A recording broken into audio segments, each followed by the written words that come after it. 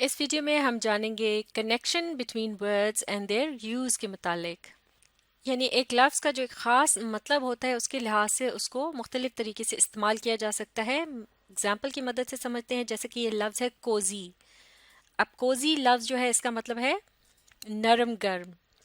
تو جب ہم اس لفظ کا ذکر کرتے ہیں تو ہمارے ذہن میں کیا آتا ہے؟ مثال کے طور پر سردیوں کے جو ملبوسات ہیں، کپڑے ہیں، اونی کپڑے جو ہوتے ہیں، ان کے متعلق کہا جاتا ہے یہ خاصے کوزی ہوتے ہیں اور یہ ہمیں کوزی رکھتے ہیں، یعنی نرم گرم رہتا ہے انسان ان کو پہن کر، اسی طرح سے یعنی سردی نہیں لگتی۔ اسی طرح سے ایک اور چیز ہے جو ہمارے ذہن میں آ سکتی ہے، جس طرح سے یہ ٹی کوزی ہے، اس کو اسی لیے ٹی کوزی کہتے ہیں کہ یہ چائے کو گرم رکھتی ہے۔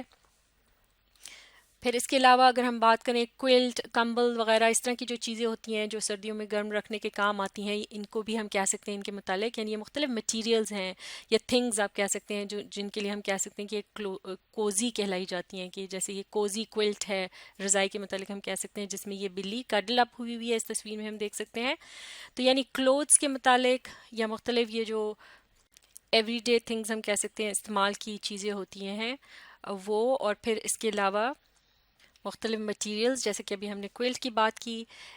پھر اس کے علاوہ ایک اور بھی چیز ہے، جیسے کہ ہم بات کر سکتے ہیں کسی جگہ کے متعلق بھی ہم کہہ سکتے ہیں کہ وہ کوزی ہے، جیسا کہ فائر پلیس جو ہوتی ہے، یعنی جس جگہ آگ جلی ہوتی ہے گھر کے اندر، اگر اس ایریا کو دیکھا جائے تو سردیوں میں وہ خاصا کوزی لگتا ہے، ہم کہہ سکتے ہیں یہ کوزی کارنر ہے، یعنی گھر کا ایسا کونا جو خاصا نرم گرم سا ہوتا ہے اور وہاں آپ کو سردیوں میں بیٹھنا اس کے پاس اچھا لگتا ہے۔ اسی طرح سے اگر آپ نے کوئی بلی وغیرہ پال رکھی ہو تو سردیوں میں آپ دیکھیں گے کہ اکثر وہ ایسا کونا ڈھونڈتی ہے گھر کا جہاں جو کہ کوزی ہو۔ تو لہٰذا ہم نے دیکھا کہ کس طرح سے لفظ کوزی جو ہے اس کا مختلف جگہوں پر مختلف چیزوں کے لیے استعمال کیا گیا، جیسے کہ کوزی اینڈ وارم کلوتھس ہم کہہ سکتے ہیں، کوزی اینڈ وارم کلوتھس۔ اسی طرح سے کوزی کوئلٹ اور T cosy keeps the T warm. اسی طرح سے cosy corner in the house. تو کوزی لفظ جو ہے اس کو ہم دیکھ سکتے ہیں کہ جگہ کے لیے بھی استعمال کیا گیا اور مختلف چیزوں کو کے متعلق بتانے کے لیے، لیکن ان سب کا جو تعلق ہے وہ کس بات سے ہے، یا وہ ایک بات جو ان سب چیزوں میں کامن ہے وہ ہے وارم، یعنی گرم، یا پھر اس کے لیے ہم وارمتھ یا گرمی کا لفظ بھی استعمال کر سکتے ہیں۔ تو لفظ کوزی سے گرمی کا کانسیپٹ یا خیال دماغ میں آتا ہے، نہ کہ سردی کا، جبکہ اس کے مقابلے میں اب اگر ان تصاویر پر غور کیا جائے، جیسے کہ یہاں ہم دیکھ سکتے ہیں اس پہلی تصویر میں، یہ سب سے اوپر جو ہے اس میں کیا دکھائی دے رہا ہے؟ مختلف رنگ برنگے گلاسز ہیں، جوسز اس کے اندر ہیں، اور پھر برف بھی تیر رہی ہے۔ تو یہ کیا ہے؟ یہ بہت ٹھنڈے ہیں۔ اسی طرح سے آئس کریم جو ہے، اس سے بھی کیا ذہن میں آتا ہے؟ ٹھنڈک کا احساس آتا ہے۔ پھر اگر آپ باہر موسم کو دیکھیں، سردی کا جو موسم ہے اور برف پڑ رہی ہو، تو اس سے بھی سردی کا تصور آتا ہے، ذہن میں خیال آتا ہے۔ اسی طرح سے اگر آپ کسی کمرے میں ہیں جو کہ سردی کا موسم ہو اور وہ کمرہ جو ہے اس میں کوئی اس کو گرم رکھنے کا انتظام وغیرہ نہ کیا گیا ہو، ہیٹر نہ لگا ہو، تو کمرہ بھی خاصا سرد یا ٹھنڈا کہلایا جائے گا۔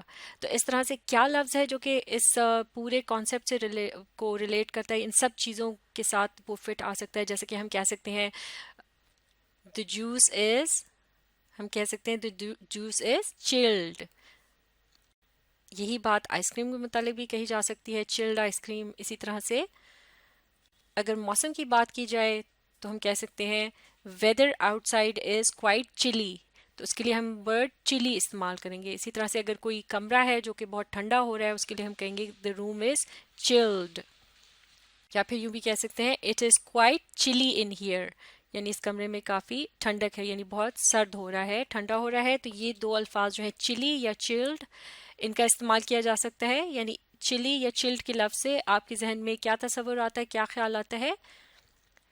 کولڈ یعنی سردی کا یا کولنس کا تصور جو ہے وہ دماغ میں آتا ہے۔ تو اس طرح سے جو ورڈز ہیں، مختلف الفاظ جو ہیں، ان کو مختلف طریقوں سے استعمال کیا جا سکتا ہے، جیسے کہ لفظ چلی جو ہے اس کو آپ یا چلڈ اس کو آپ استعمال کر رہے ہیں چیزوں کو بتانے کے متعلق بتانے کے لیے بھی، اور اسی طرح سے موسم کے متعلق بات کرنے کے لیے بھی، یا پھر کسی جگہ کے متعلق بتانے کے لیے کہ وہ کس طرح سے آپ کو محسوس ہو رہا ہے وہاں پر۔ اب ان تصاویر کی مدد سے دیکھتے ہیں کوئی ایک خاص لفظ کہ جس کو مختلف طریقے سے استعمال کیا جاتا ہے۔ یعنی اب ہم یہاں ایک ایک کر کے دیکھیں گے. جیسے اس پہلی تصویر میں ہمیں کیا دکھائی دے رہا ہے؟ ایک روڈ ہے جو کہ بالکل کلیئر ہے، اس پہ کوئی ٹریفک نہیں ہے، بالکل صاف ستھری ہمیں دکھائی دے رہی ہے. اسی طرح سے یہ جو دوسری تصویر ہے اس میں آسمان بالکل صاف دکھائی دے رہا ہے، نیلا اجلا آسمان، یہاں پر بادل کا ایک ٹکڑا بھی نہیں ہے. تو اس طرح سے اس کو کیا کہتے ہیں؟ صاف آسمان ہے بالکل. جیسے کہ یہ روڈ ہے، اس کے مطلب کہ ہم کیا کہیں گے؟ پہلے اس کی بات کرتے ہیں کہ یہ ہے کلیئر ہے بالکل. اسی طرح سے آسمان کی اگر ہم بات کرتے ہیں تو یہ بھی بالکل کلیئر دکھائی دے رہا ہے. تو لفظ کلیئر کا اب ہم یہاں استعمال کر رہے ہیں. اسی طرح سے اگر کسی کی ہینڈ رائٹنگ اس طرح سے ہے کہ ذرا انٹائڈی ہمیں سمجھ نہیں آ رہی، تو ہم اس کے متعلق کہہ سکتے ہیں کہ یہ رائٹنگ کلیئر نہیں ہے، صاف نہیں ہے.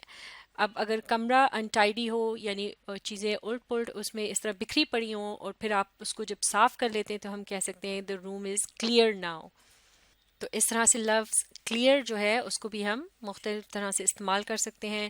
یہاں ہم نے روڈ کے لیے اس کو استعمال کیا بتانے کے لیے روڈ جو ہے وہ بالکل کلیئر ہے، اس پہ کوئی ٹریفک نہیں ہے. آسمان اسی طرح سے آسمان کے متعلق بتانے کے لیے، یا موسم اگر کلیئر ہے اس کے لیے بھی یعنی ویدر کے لیے بھی لفظ کلیئر کا استعمال ہو سکتا ہے.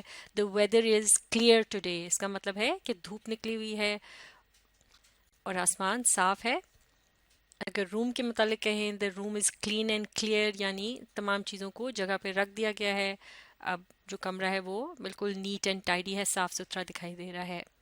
تو اس طرح سے کسی ایک لفظ کا جو استعمال ہے وہ مختلف طرح سے کیا جا سکتا ہے، کسی چیز کے متعلق بتانے کے لیے، کسی جگہ کے متعلق بتانے کے لیے، موسم کے متعلق بتانے کے لیے، یا آپ کو کیسا محسوس ہو رہا ہے اس کے متعلق بتانے کے لیے بھی اسی لفظ کا آپ استعمال کر سکتے ہیں، اس کے سینس کے مطابق یا اس کانسیپٹ کے مطابق، یعنی جو اس لفظ جس طرف اشارہ کر رہا ہوتا ہے اس کا جو گہرا مطلب ہوتا ہے اس کی وجہ سے. جیسے لفظ کلیئر جو ہے اس کا اصل میں گہرا مطلب کیا ہے؟ صاف ستھرا. جیسے کہ اگر اردو میں ہم بات کرتے ہوئے کہتے ہیں کہ موسم صاف ہے، کمرہ صاف ہے، یہ جو لکھائی ہے یہ اتنی صاف نہیں ہے. اب اسی طرح سے روڈ کے متعلق جب ہم بات کرتے ہیں جب ٹریفک نہیں ہوتی، اور اس کے علاوہ ایک اور پوائنٹ بھی ہے یہاں پر کہ جب روڈ جو ہے وہ ہموار ہو، یعنی بالکل سیدھی ہو، اس میں کوئی گڑھے وغیرہ نہ ہو، تو اس کے لیے بھی ہم کہیں گے کہ روڈ کلیئر ہے. یا پھر اگر روڈ بلاک نہ ہو، راستہ روکا نہ گیا ہو، تو تب بھی ہم کہیں گے کہ اب ہم اس روڈ پہ جا سکتے ہیں آگے، تو یہ کلیئر ہے. یعنی وہاں پر کوئی ٹریفک جام وغیرہ نہیں ہے یا کسی اور دوسری وجہ سے رکاوٹ نہیں ہے. تو یہ پورا جو کانسیپٹ ہے وہ یہ ایک لفظ کلیئر کے ساتھ جڑا ہوا ہے. تو اسے ہم اس طرح سے مختلف طرح سے استعمال کر سکتے ہیں.